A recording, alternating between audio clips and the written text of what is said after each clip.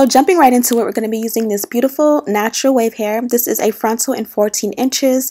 And then we also have, look at that hairline, really nice baby hair. And we have 3 bundles of natural wave hair. It's just so soft and lustrous. You can see it for yourself. This is 16, 18, 20, and of course the frontal is 14 inches. We have this quick blue bleach from Clairol and then our Ion 40 volume developer. I'm really loving this combo lately, and I just mix it up to this nice thick consistency. I'm also going to use this Shimmer Lights shampoo and then a Nexus Humetress conditioner to rinse. And I went ahead off camera and bleached the knots, all of that stuff. I left it on for about 25 minutes. Let the hair air dry because this was like a few days later and I made the wig and this is what it came out to be. Now I'm going to go ahead and co-wash the hair all together. Now I really like to co-wash the hair after I've made the wig. That way, you know, you've done all this work to kind of like open up the bundles, put them on the wig and all that, and then the hair gets super big and fluffy, and then go ahead and co-wash it and it just brings all the curls back, gives the hair a nice conditioning treatment. I did use the Nexus Humetress one time on the hair to go ahead and get it wet, open up the pores on the hair and moisturize it. Now I added the silicone mix, which is an amazing deep conditioner, and I'm going to just use this Tangle Teaser style brush to go ahead and detangle the hair if needed. This hair didn't need a detangling. As you see, no hair really came out, but I still wanted to go ahead and brush the hair out in case, you know, since I did cut the wefts, anything or there was any excess shedding from cutting the wefts, and went ahead and rinsed that out. Now the hair is going to be more natural, more gorgeous. It's going to have a nice natural sheen to it. Everything is going to be cohesive and it's just going to be perfect and flawless, as you guys can see for yourself. Super beautiful. And I did really go in there and use that tangling brush to kind of separate the curls, clump the curls. You guys know when you use that little detangler, it just makes everything amazing.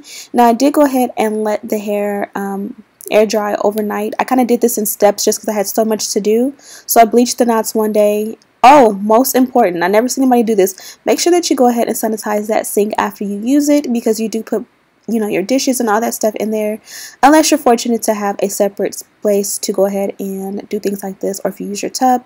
Even in your tub, make sure you're just going ahead and disinfecting.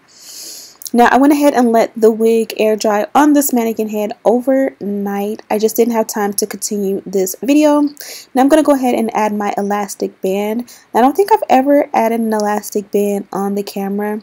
I'm kind of showing you how to do it, but honestly I did it wrong. Normally I add my elastic band like in my hand. I don't put it on a mannequin head. So the way I placed this elastic band is kind of backwards. So I did off camera have to go back in and reposition it. Pretty much, if you guys want to see a detailed tutorial on how I do this, let me know and I'll do one coming up pretty soon. But basically you want to go ahead and measure out your elastic. You also want to go ahead and make sure that you figure out exactly where it needs to go and kind of put a bobby pin there to kind of pin exactly where it feels like it should go while the wig is on your head. Take it off and then apply it. But you can see here the lace is still loose, which means I put the elastic on wrong. When your elastic is on correctly, when you place your wig on a mannequin head, it's gonna lay flat, because the purpose of the elastic is to pull the hair on the lace to lay flat on your hairline. If it's not laying flat, then you didn't do it right. So here you see that the knots are bleached and the hair is co-washed and air dried, and it already looks pre-plucked. This frontal is super amazing, but I still wanted to go in a little bit and add a little bit more character to it. Sometimes I like my frontal to look what some people would call almost bald, because it makes it look super duper natural. Now I'm not recommending that you go in and make bald spots in your frontal. Again, this one was perfect enough as is, but sometimes I like it to just look super natural, and that's what I wanted to go for with this look. So I did over bleach or over process the knots, as you guys can see here. Easy fix, you just add a little bit of mascara if it works for you. I ended up adding foundation powder at the very end, which you will see, and it'll blend flawlessly with my skin. So no problem here. But whenever you do bleach your knots, try not to go over 20 to 25 minutes, because when you go over, that's when the process of over bleaching happens, and your knots and your lace and the scalp and all that kind of turns this blonde, orange, yellow kind of situation. But as you guys can see here, I kind of went ham on the hairline. And I just wanted it to look very sparse, and I don't know, this probably sounds crazy, but I just really wanted it to look super natural. So you're going to see what it looks like in just a few moments. But make sure you brush it out, because whenever you tweeze the hairline, you're pretty much pushing those hairs that you pulled out back into the hair. So you want to make sure you pull those all the way out and brush them out to make sure they're not just hanging on and going to be falling out, making you think that the hair is shedding when it's not. So I went ahead and re-wet the hair, because again, this is a day later. I love the spray bottle because it gets the job done super efficient. Now I'm going to go ahead and style the hair as well. As you see, with no water, this is what the hair looks like. No water, what am I saying? No product, this is what the hair looks like. I did use the hot glue gun method, so if you use this method, you want to make sure that you go in and look and make sure that no tracks are showing, none of that glue is showing, and if it is, you remove it. I added my Wet by Sebastian. You guys know that this is my go-to product. I did add a generous amount because I do want the hair to set on the mannequin head so that it's not too wet when I apply it. Then I added a little bit of my Paul Mitchell Skinny Serum for an extra bit of shine. Definitely wasn't necessary, just extra because I'm on camera. Now after you brush it out, you see the curls bounce back amazingly. This hair is so amazing.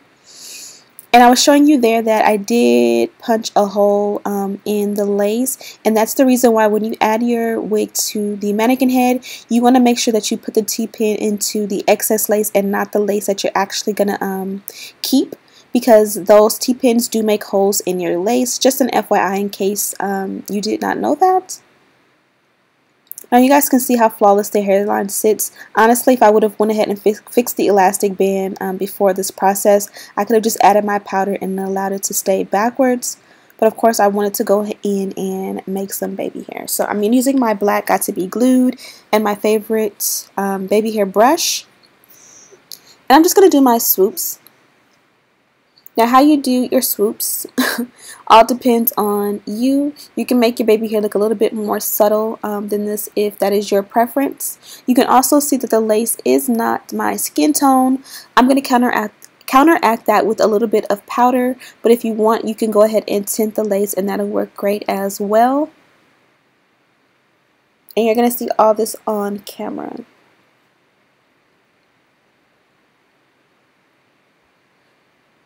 So I did use a lot of the Got to Be Glued. I find that when you use a lot of the Got to Be Glued, it kind of melts the lace into your scalp, and you'll see that in just a moment.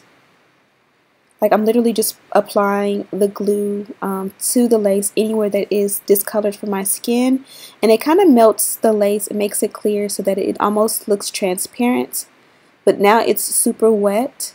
So you're going to see what I'm going to do to fix that in just a moment.